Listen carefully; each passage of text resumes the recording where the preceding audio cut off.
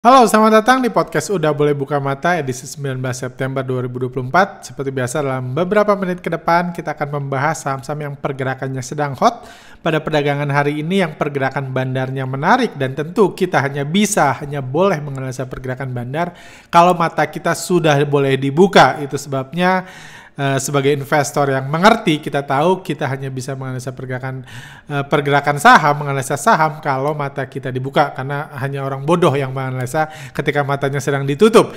Jadi hari ini ada banyak saham menarik, IHSG juga sangat menarik, langsung aja kita bahas. Hal pertama tentunya jadi highlight, hari ini IHSG tutup di level tertingginya kembali sepanjang sejarah di 7905. Ini sudah sesuai dengan harapan prediksi yang kita bahas kurang lebih satu setengah bulan yang lalu, ketika investor asing terus masuk di IHSG, terus menggoreng IHSG, di mana IHSG akan bergerak ke 8.000. Mudah-mudahan ya minggu depan lah target saya IHSG bisa 8.000. Seperti bahas di podcast sebelumnya juga, ini sebenarnya IHSG sedang menjadi berkah buat Indonesia. Kita tahu Indonesia secara ekonomi tidak dalam kondisi baik-baik aja. Bukan cuma Indonesia, to be fair, seluruh dunia kondisi ekonomi, terutama sektor menengah, tidak baik-baik saja. Tapi kondisi ekonomi yang hancur itu tidak harus membuat IHSG ikut hancur. Kita tentunya ingat di mana di masa pandemi ketika ekonomi mulai hancur, IHSG terbang tinggi. IHSG malah menjadi solusi bagi kita pemegang saham, bagi kita investor saham, daripada bisnis bangkrut, bingung bisnis apa di sektor real, ya kita bisnis menggoreng saham aja di bursa saham. Itu yang bisa dilakukan kita sebagai orang yang paham, investor, trader, dan juga itu juga yang sedang dilakukan oleh para konglomerat Indonesia saat ini.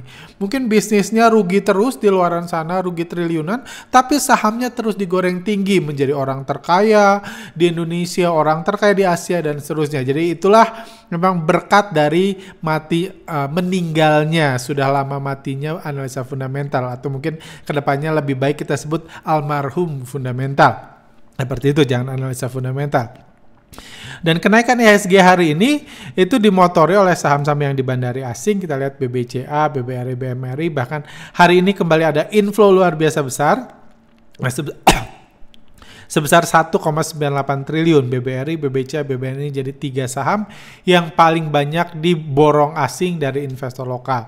Begitu juga saham-saham yang dibandari oleh konglomerat lokal seperti Brand, Pani, AMMN, itu juga terus merebut kancah perdagangan, terus mendrive IHSG ke level 7.900, mudah-mudahan bisa ke 8.000. Dan sebenarnya kalau memang ekonomi kacau terus, saya harap IHSG bisa ke 9.000 dalam 6 bulan ke depan kayak gitu, kalau memang ekonomi kacau. Ada hal menarik juga kalau kita lihat dari sisi pergerakan foreign flow.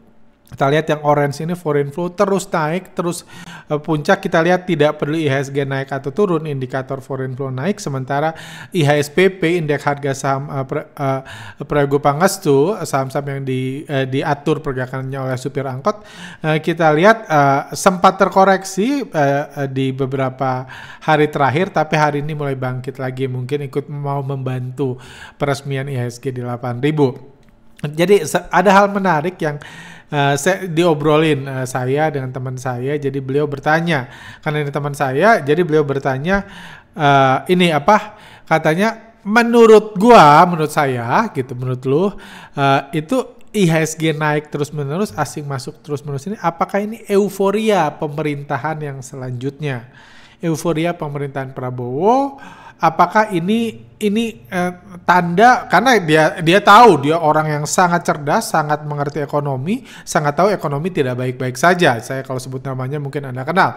Tapi dia tanya, apakah kenaikan IHSG, karena dia sudah sadar di IHSG fundamental sudah mati, dia sudah sadar kenaikan IHSG disebabkan masuknya investor asing. Dia tanya, apakah ini euforia terhadap menjelang pemerintahan Prabowo? Ini mungkin Anda bertanya-tanya juga, kenapa sih asing masuk terus? IHSG naik terus karena asing masuk terus, karena para konglomerat ngegoreng saham. Yes, cuma kenapa? Apakah ini ada hubungannya sama politik yang sebenarnya tidak baik-baik saja juga? Kalau kita lihat obrolan-obrolan di akar rumput gitu, tidak baik-baik. Tapi kenapa asing masuk terus kayak gitu? Jadi saya menjawab kurang lebih seperti ini. Mungkin Anda pengen tahu juga jawabannya. Jadi sejak sebelum Pilpres, saya mengatakan Sebelum Pilpres saya mengatakan bahwa asing, bandar itu pengen keberlangsungan. Asing cukup happy, para bandar, para konglomerat cukup happy dengan IHSG, bisnis goreng-menggoreng saham di Indonesia dalam 10 tahun terakhir, dan pengen ini berlangsung. Mereka tidak pengen ada perubahan. Mereka nggak pengen repot-repot. Sebenarnya kalau bisnis kalau udah jalan, malas ganti RT aja malas, nanti RT-nya berulah. Ganti RW aja malas, nanti RW-nya berulah. Jadi kalau semua udah lancar, ingin keberlangsungan. Dan itulah yang ditawarkan pasangan Prabowo Gibran, itulah yang memenangkan beliau, dan itu juga yang tentunya disambut oleh investor asing. Jadi betul, salah satu unsur kenapa asing masuk, salah satu yang saya yakin adalah karena keberlangsungan bisnis yang akan berjalan dengan lancar. Itu betul. Cuman ini kita kalau sedang bicara di ranah kecap-kecapan, alasan, tebak-tebakan, atau analitik, political analysis, atau fundamental analysis. Jadi saya udah ketawa kalau dengar kayak gitu karena kocak banget. Jadi untuk hal-hal seperti itu memang betul kalau kita bicara di TV betul. Tapi kalau Anda berbicara dari sisi bisnis, dari sisi investor, dari sisi trader saham, isu itu nggak ada penting-pentingnya buat Anda. Kenapa? Karena meskipun memang betul salah satu sebabnya karena euforia, tetapi bukan, karena pada akhirnya setir di tangan mereka. Nggak ada yang akan merebut setir mereka. Setir IHSG, kendali IHSG, mereka lah yang akan terus mempermainkan IHSG selama 5 tahun ke depan. Jadi ketika mereka sekarang akumulasi bebas, tapi bukan berarti 3 hari menjelang pengangkatan Pak Prabowo dan Pak Gibran, bukan berarti asing nggak boleh ngebanting IHSG kan. 5 hari sebelum, bukan boleh asing nggak boleh ngebanting IHSG. Bukan berarti konglomerat nggak boleh menjatuhkan saham-saham mereka yang selama ini jadi penopang IHSG. Itu bebas. Karena hukum tertinggi di bursa saham adalah hukum kebebasan bandar. Jadi, kecap-kecap itu nggak berguna. Nggak ada gunanya sama sekali. Anda mengerti boleh, tapi bukan berarti itu akan Anda jadikan pegangan. Bukan berarti Anda akan yakin IHSG akan naik terus sampai 25.000, asing akan akumulasi terus, karena sebelum Prabowo Gibran menjabat aja sudah naik, apalagi setelah. Itu mindset yang salah. Itu kecap dijadikan seakan-akan bandar dibandari oleh kecap. Argumen itu, sorry to say, even saya ngomong itu cuma kecap. Bursa saham hanya satu hukum yang berlaku adalah hukum kebebasan bandar. Dan pada akhirnya, toh nggak ada yang berubah. Kalau mereka banting 3 hari menjelang pengangkatan Pak Prabowo dan Pak Gibran, IHSG dibanting, para tukang kecap atau para analisis gitu, tukang kecap akan mengatakan ini bukti kalau asing memang kurang suka dengan pemerintahan ini atau khawatir dengan pemerintahan Pak Prabowo Gibran. Nggak ada hubungannya, itu cuma kecap. Karena setir di tangan mereka. Besok mereka banting pun bisa. Pertanyaannya, kalau besok mereka banting, mereka cuan atau tidak? Itu aja. Kalau mereka cuan atau enggak? Karena tujuan mereka bukan main kecap-kecapan, tujuan mereka cuan. Kayak gitu. Kalau misalnya sampai hari ini akumulasi, besok akumulasi di IHSG 8.000, terus IHSG dinaikin ke 8.400 menjelang pengangkatan Pak Prabowo Gibran, di markup, pelan-pelan mereka jualan, nanti pas menjelang hari pelantikan mereka bisa banting hancur-hancuran. IHSG turun 10% pun bebas. Itu hukum kebebasan bandar. Tapi kalau IHSG dibanding 10%, kita akan melihat dulu asing sudah profit taking duluan, sudah jualan duluan. Euforia pahlawan bursa udah borong duluan di atas 8.000 IHSG. Itu aja syaratnya. Karena tujuan asing adalah cari cuan, bukan main kecap-kecapan. Ini bukan TV, ini bukan media, mereka nggak ada tujuan kecap-kecapan. Jadi paham ya, jadi intinya bagi saya sangat simpel, kita lihat aja pergerakan bandarnya. Nggak usah kita tebak, kita bukan dukun, kita bukan asing juga. Kayak gitu. Karena intinya setir di tangan mereka, mau dibanting, mau digoreng, setir selalu akan di tangan mereka sampai 5 tahun ke depan. Nggak ada yang perlu Nggak ada strategi yang perlu direvisi karena itu, seperti itu. Oke, apa aja saham menarik di IHSG saat ini? Ya, yang mau saya bahas Telkom kami ini saya lanjutan saham-saham yang kami bahas di Telegram 3-4 hari terakhir. Jadi kalau Anda penasaran analisis kami, saya mungkin hanya bisa buat podcast seminggu sekali UBBM, tapi analisis harian ada di Telegram kami. Anda follow aja di Telegram. Ini salah satunya adalah Telkom. Hari ini Telkom di bandari asing hari ini naik 0,6%. Kenapa menurut kami Telkom menarik? Karena kalau Anda lihat ini foreign flow-nya terus bergerak naik, sementara harga akan naik hanya naik pelan-pelan. Jadi secara foreign flow asing terus akumulasi 2 minggu terakhir, indikator foreign flow mencapai rekor tertingginya. Anda lihat foreign flow di sini itu jauh lebih tinggi dari sini. Artinya apa? Kepemilikan asing di sini udah lebih banyak dari sini. Artinya apa? Artinya asing beli di bawah. Karena sebelumnya secara foreign flow udah di sini nih. Harga udah di sini, kepemilikan asing cuma segini. Dia jual sedikit, beli lebih banyak.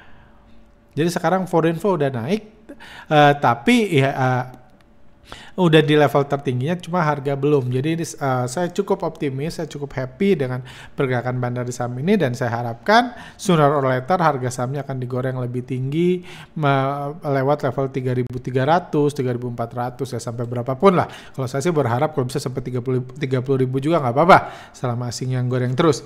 Seperti itu. Dan kalau Anda pakai indikator foreign flow 2.0, Anda lihat juga kenaikan ini bukan hal yang bukan hanya bisa berterima kasih kepada investor asing, tapi ini juga disebabkan karena investor lokal yang terus menjual sahamnya ke asing, menjual Telkom di harga bawah ini. Jadi kondisi ini juga karena selalu dua pihak gitu. Ada pelaku, ada korban. Pelakunya investor asing, korbannya ya korban flow investor retail pahlawan bursa. Jadi korbannya indikator korban flow juga terus turun tajam. Saham ini menarik. Secara bandarmologi kalau kita lihat yang beli adalah KZ, BK, BBA, KZ, PYU, ini bisa dibilang asing semua yang borong. Yang jual RX itu mereka juga, tapi sisanya ada broker-broker pahlawan bursa yang ikut menjual Telkom ini pada perdagangan seminggu terakhir. Jadi bandar akumulasi besar minggu ini, pahlawan bursa terus jualan, bisa terlihat minggu ini para pahlawan bursa jualan, dan harga harinya naik terbatas. Ini saham menarik, dan saya nggak takut membahas saham ini karena saya tahu yang dengar podcast ini nggak sebanyak pahlawan bursa yang ingin menjual saham ini di market. Yang penting kan itu, mayoritas pahlawan bursa jualan. Kalau ada 100 dari Anda yang beli, kalau yang jual ada 15.000 kan nggak masalah. Saya membahas Telkom. Sementara kalau saham kecil ada 100 yang beli, sementara yang jual cuma 50, bisa jadi masalah pembahasan ini. Saham selanjutnya adalah MAPA, ini saham menarik juga, harganya naik 1,1%, ini saham yang di bandari asing. Secara foreign flow juga mirip, foreign flow-nya terus bergerak naik, harganya hampir 2 minggu terakhir nggak kemana-mana, akumulasi sepanjang minggu ini 18 miliar, sejak minggu lalu harga tidak naik tapi asing terus akumulasi, seperti dilihat kepemilikan asing di MAPA 73%, pahlawan bursa 4%, jadi saham yang menarik untuk diikuti pergerakan asingnya. Ini belum diganti. Cuma saya sudah analisa, ini gambarnya ini pergerakan bandar di MAPA hari ini, bandar akumulasi besar, silahkan lihat sendiri di broker samrinya. Akumulasi konsisten sudah sejak Juli, pahlawan bursa panic selling dan belum digoreng setinggi MAPI. Akumulasi di kedua saham ini mirip, cuma MAPA naiknya belum setinggi MAPI. Kita tahu ini secara fundamental perusahaan yang ibu dan anak kayak gitu. Jadi bandarnya pun harusnya sama. Karena jarang satu keluarga pakai bandar yang berbeda kayak gitu kan. Satu keluarga supirnya sama kan. Masa supirnya musuhan gitu, nggak kenal kan, nggak harusnya. Seperti itu. Itu MAPA saham menarik juga ada Bumi. Tadi pagi kami bahas di Telegram kami juga. Yang katakan, Anda bisa baca sendiri pembahasan tadi pagi sebelum harganya terbang luar biasa sorenya. Broker yang paling banyak borong minggu ini adalah PD Indo Premier. Kita lihat 2,6 juta Indo Premier borong. Ini potongan dari Tools dan Pos kami. PD sedang ditunggangi oleh bandar. Di sini juga Tools mengatakan broker retail yang dipakai bandar adalah broker PD. Jadi artinya apa? Yang borong saham Bumi seminggu terakhir ini PD alias bandar. Walaupun PD adalah broker retail, tapi kadang-kadang bandar boleh pakai broker retail juga. Kayak gitu, itu sebabnya Tools juga mengidentifikasi itu. dan AI score-nya 79. Bagi teman-teman alumni yang ikut gathering kemarin tentunya tahu AI score 79 ini artinya apa.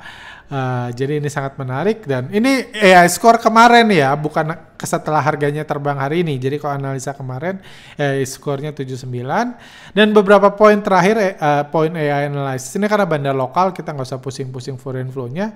Di sini ada poin-poin penting, aksi jual atau cut loss retail sangat penting dalam kenaikan saham ini. Intinya kalau bumi naik, retail harus jualan. Pahlawan bursa harus cut loss, harus jualan. Itu kuncinya. Sama seperti BBRI, waktu lagi bottom-bottomnya dulu, kalau naik retail harus cut loss. Itu yang saya dengungkan terus-menerus supaya BBRI bisa bangkit. Puji Tuhan sekarang sudah bangkit, retail sudah jualan. Kayak gitu. Dan bukan cuma itu, saham-saham Bakri Group juga banyak yang pergerakannya mulai menarik kayak gitu. Dan poin lain adalah kepemilikan retail tinggi di saham bumi, retail masih tinggi. Ini mantan saham sejuta umat. Jadi sebelum BBRI saham nyangkut terbanyak, bumi pernah jadi gelar memegang gelar saham dengan nyangkut terbanyak beberapa tahun lalu. Kepemilikan investor retail tinggi, tetapi terjadi penurunan kepemilikan dalam 1 bulan terakhir. Jadi retailnya tinggi, betul, banyak saham ini pahlawan bursanya banyak nyangkut di sini, tapi pahlawan bursanya sebulan terakhir itu banyak yang cut loss. Jadi juga indikasi yang sangat baik yang membuat bumi bergerak naik di bulan September ini. Itu terjadi bulan Agustus kayak gitu kan. Kita lihat hal menarik juga, jadi saham bumi ini dalam periode ini sebelum digoreng tinggi beberapa hari terakhir, kalau Anda lihat broker summary-nya itu yang borong SS, dia beli 35 miliar, 3,6 juta lot, ada RF, ada TP, AI, IEP, seperti itu, yang jual MG, CCBK itu masih mungkin mereka juga, tapi ada NI, XL, dan lain-lain.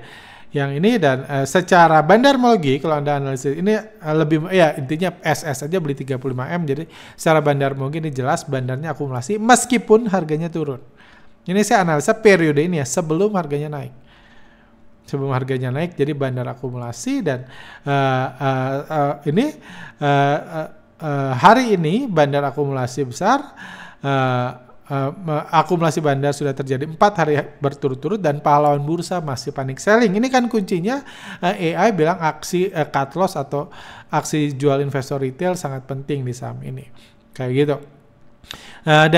Jadi bumi masih sangat menarik, sahamnya masih layak untuk diperhatikan. Dan saya harap Anda udah punya sih kalau saham bumi, karena akumulasinya sudah berlangsung lama. Cuman satu poin menarik lagi adalah di sini saya mau sedikit bahas tentang style menggoreng bumi. Jadi ketika sahamnya mulai hot, ketika orang mulai optimis, ketika di Stockbit mulai trending saham-saham ini, umumnya penjualan pahlawan bursa akan berkurang. Ingat, kunci kenaikan saham ini pahlawan bursa harus jualan. Ketika hot, ketika dibilang ini berpotensi bahkan naik, penjualan akan berkurang karena karena banyak pahlawan bursa yang mulai beli. Mungkin yang cut loss ada, yang niat berkorban ada, tapi banyak pahlawan bursa yang justru pengen beli. Pahlawan bursa beli, ini hal buruk buat saham selevel bumi. Kayak gitu. Dan kalau ini terjadi, seringkali harga saham didiamkan atau diturunkan tanpa ada distribusi signifikan. Ini udah terjadi di sini, tadi kita bahas kan, ketika setelah harganya diturunkan, ini juga berpotensi terjadi minggu depan. Jadi hati-hati. Besok bagi yang punya udah cuan banyak, apalagi yang sudah sadar bandarnya akumulasi di sini, saran saya at least jualan sedikit. Kayak gitu. Jualan sedikit, kurangi posisi, atau ya jualan ya kalau harganya loncat lagi saat saya jualan sedikit, nanti pas UBBM hari Jumat sore Anda lihat apakah retailnya masih panic selling. Kalau masih panic selling ya Senin Anda hold aja sisanya. Tapi kalau retailnya udah penjualannya udah berkurang, bahkan udah mulai buying, itu tanda bahaya untuk saham bumi. Seperti itu, karena ini itu ya kita tahu kepemilikan retailnya besar seperti dijelaskan di AI, kuncinya itu.